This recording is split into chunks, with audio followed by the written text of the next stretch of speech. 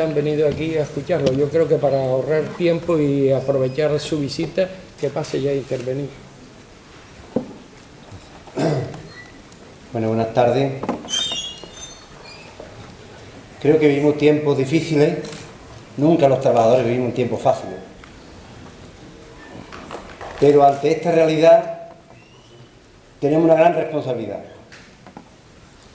Una gran responsabilidad porque nos la estamos jugando casi todas en estos momentos. Y es importante que la población, los ciudadanos, seamos capaces de analizar qué es lo que está ocurriendo para poder enfrentarnos a lo que está ocurriendo. Yo sé que los medios de comunicación, no los que están aquí, por supuesto, los medios de comunicación, dominados por el poder, intentan desviar toda la atención, intentan desvirtuar las luchas, ocultar, intentan por todos los medios, a través de su vocero, pues confundir a la opinión pública. Saben perfectamente que el sistema económico, llamado libre mercado, capitalismo, se encuentra en una situación muy difícil porque no puede seguir con sus planes económicos y arremete contra el pueblo, y para arremeter contra el pueblo necesita la complicidad de todos los medios, necesita la complicidad de muchos voceros y de mucha gente que se prestan, también de partidos políticos, gente llamada de izquierda, etcétera, se prestan a hacerle el juego al sistema para que el sistema vaya saliendo de su situación económica.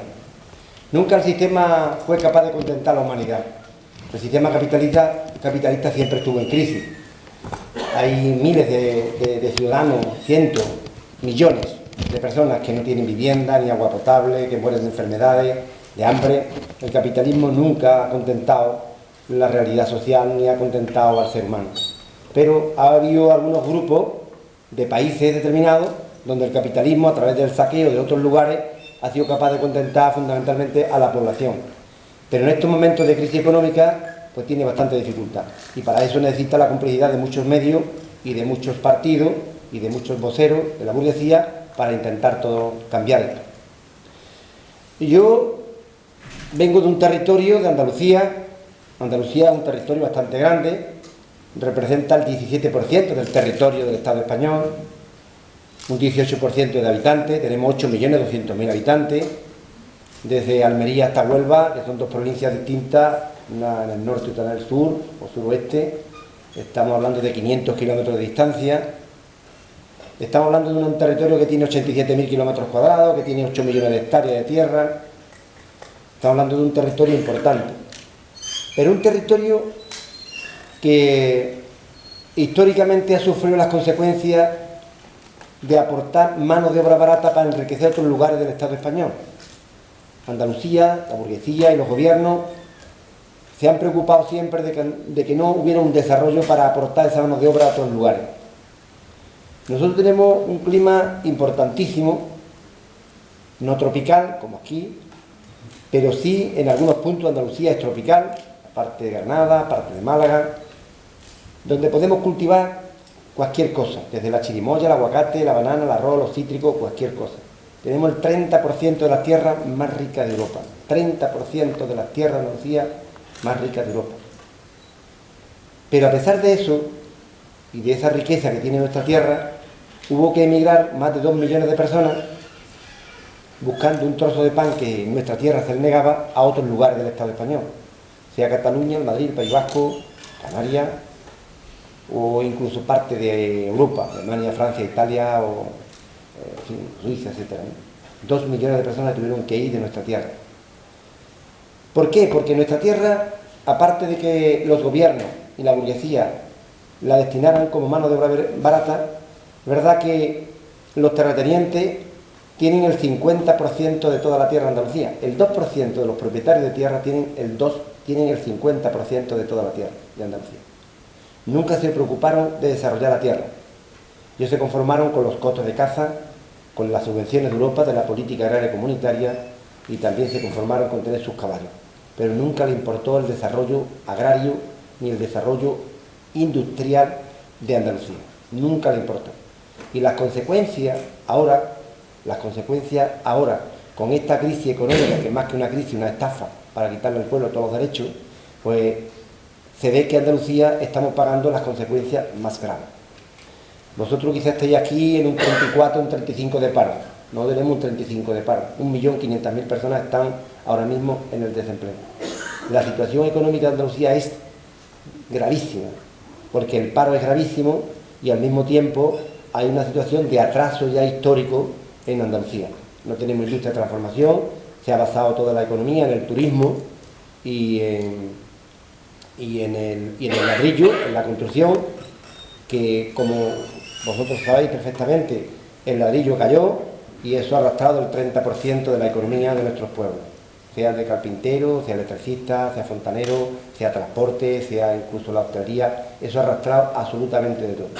Y ahora pues hay un paro enorme, donde en muchos pueblos de Andalucía alcanzamos un 50% de paro. Ese 50% de paro pues está llevando a una situación lamentable de gente que están en las colas de las oficinas del INEM buscando algún tipo de subsidio.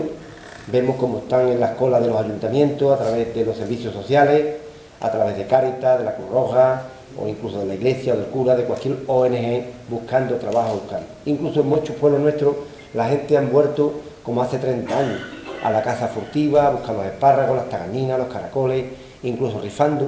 Las rifas por los pueblos se ven en una situación lamentable. Esta es un poco la realidad de nuestra tierra. Nuestro sindicato es un sindicato modesto, el SAC, Sindicato Andaluz de Trabajadores. Antes nos llamamos SOC, Sindicato Obrero del Campo, que surgimos en el año 76. Y el SOC surgió fundamentalmente en base a la lucha por la tierra, por la reforma agraria. Pero y después, cuando iba avanzando el SOC, que en el campo hemos sido una cosa importante, un sindicato importante, donde hemos desarrollado y hemos librado batallas importantes de lucha por la tierra, donde el gobierno tuvo que repartir en algunos puntos de Andalucía 20.000 hectáreas de tierra, donde hemos conseguido muchas cooperativas, no las suficientes, ni hemos conseguido la reforma agraria, aunque el gobierno del PSOE en el año 84 anunció que iba a haber reforma agraria, pero no expropiaron ni una maceta de tierra, porque ese no era el objetivo del PSOE tampoco. Digo que el sindicato ha conseguido muchas cosas, pero había un sector importante de la población, de otros sectores, que había que penetrar, porque así nos lo reclamaban muchos trabajadores, y en el año 2007 creamos el Sindicato Andaluz de Trabajadores, año 2007, para extendernos a todos los sectores de la producción, en las ciudades, en las fábricas, en todos los lugares. Y el sindicato está implantado en toda Andalucía. Pero os digo que este sindicato, modestamente, ha venido librando una batalla importante, antes y ahora. Y en el momento que la crisis económica, en el año 2007, nos dice el señor Rodríguez Zapatero que no había crisis económica, que lo que había era una recesión económica. Y nos dice que España está en buenas condiciones, el Estado español está en buenas condiciones de afrontar esa recesión económica, que no había nada que temer, ni los pensionistas nada que temer, ni los trabajadores nada que temer, porque estábamos en un buen momento. Pues realmente vemos como en el 2008, marzo del 2008, en la campaña electoral de las elecciones pasadas, no esta pasada, las otras, el señor Rodríguez Zapatero, del PSOE, en plena crisis económica, nos anuncia que va a crear 2 millones de puestos de trabajo, que va a subir el salario mínimo a 800 euros, que va a poner las pensiones en el salario mínimo, que va a reducir el paro como en Europa al 7-8%, y que aquella frase famosa de que estamos en la Champions League de la creación de puestos de trabajo, hablando futbolísticamente. Eso fue en marzo del 2008, en plena crisis económica. Ya nosotros, como sindicato, empezamos a hacer una acción importante.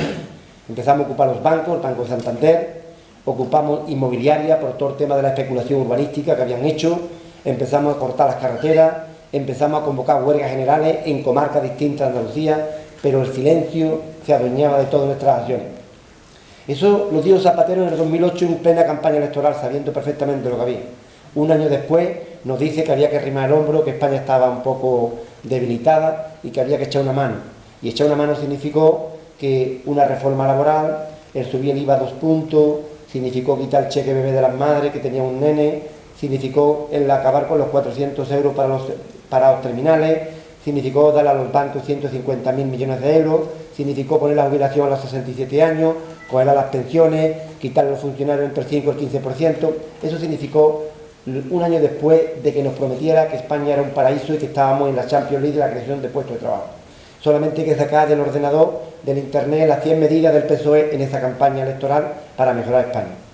Después nos encontramos con que el señor Rodríguez Zapatero y el PP, dentro de la campaña de acoso y de arribo al Partido Socialista, pues empiezan a decir que es un partido que ha perdido el rumbo, que España no tiene confianza, que lo que hace falta es que los empresarios confíen y que lo que hace falta fundamentalmente es no subir los impuestos, porque los impuestos y el IVA estrangulan a la pequeña empresa, a los autónomos. Esto empezó a decir, y además que iba a crear puestos de trabajo y que eso es lo que estaba esperando España, un cambio de rumbo de las políticas. Llega a gobernar y no tardó ni siquiera un año. Al mes siguiente nos pone en marcha la reforma laboral, cruenta, dura en contra de los trabajadores, nos sube el IVA a 3 puntos, nos permite que suba la luz, que suba el gas, nos permite, bueno, subir los impuestos en general y sobre todo esa reforma laboral tan dura que ha hecho contra el movimiento obrero, ¿no? Eso lo dice el Partido Popular. Entonces, ante esa realidad, nosotros, antes y ahora, con el gobierno del Partido Popular, empezamos una lucha importante del sindicato. Y empezamos una lucha importante ocupando, repito, los bancos, como he dicho anteriormente, haciendo cortes de cartera, huelgas generales, pero ya en el 2000, prácticamente en el 2012, nosotros nos planteamos como sindicato que no podíamos aceptar la pasividad en el movimiento obrero, que teníamos la responsabilidad ética y moral de salir a la calle con mucha fuerza, de ser rebelde, de cuestionar el sistema, de poner entre la espada y la pared todo lo que estaban haciendo y sobre todo de convencer a la opinión pública que es necesario salir y rebelarse contra esa injusticia. Sabíamos perfectamente que era complicado, que el sistema también mueve fichas, que ellos saben perfectamente que tienen todo el poder del ejército, el poder de la mentira, el poder de los medios de comunicación, el poder de los jueces, el poder de la policía, los voceros, los vendidos y la madre que los parió a todos, pero tienen un montón de gente y de esa manera, fundamentalmente para acabar o para acallar todo nuestro movimiento.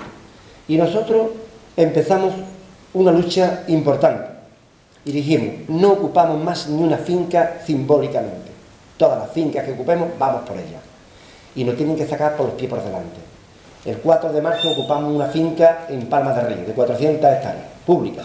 La ocupamos la finca, nos echó la policía, volvimos hasta la finca, llevamos 8 meses con la finca, trabajándola, cultivándola, aunque no está legalizada, ni el gobierno andaluz aún todavía no nos la ha legalizado, ni siquiera nos da reuniones con los consejeros para ver cómo le solucionamos ese tema. El 24 de julio del mismo año ocupamos una finca pública también del Estado, en manos de los militares, la yeguada militar. Allí hay unas 80 yeguas y 14 o 15 borricos y recibiendo las subvenciones de Europa, sin importarle que en esa comarca de la Sierra Sur hay un paro endémico de un 40 o 50% de paro en toda la comarca. Ocupamos la finca, los militares se pusieron muy nerviosos, porque allí están los militares, no podíamos ni acercarnos al cortijo, pero hicimos nosotros nuestro acampamento, nuestros chozos y empezamos a cultivar. Empezamos a labrar la tierra, empezamos a meter un tractor, se pusieron tan nerviosos que inmediatamente dieron la denuncia y la policía una mañana, que fue a los 18 días de esa ocupación, nos desalojaron.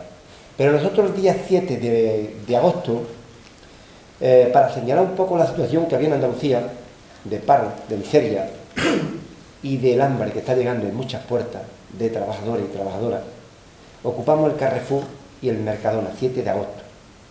Y ocupamos el Carrefour para señalar que en Andalucía hay 400.000 familias que todos los miembros están en paro, según datos oficiales. Y ocupamos el Mercadona también para señalar que 350.000 familias, ninguno de sus miembros tiene ningún tipo de protección social. Sí, hay una situación desesperante.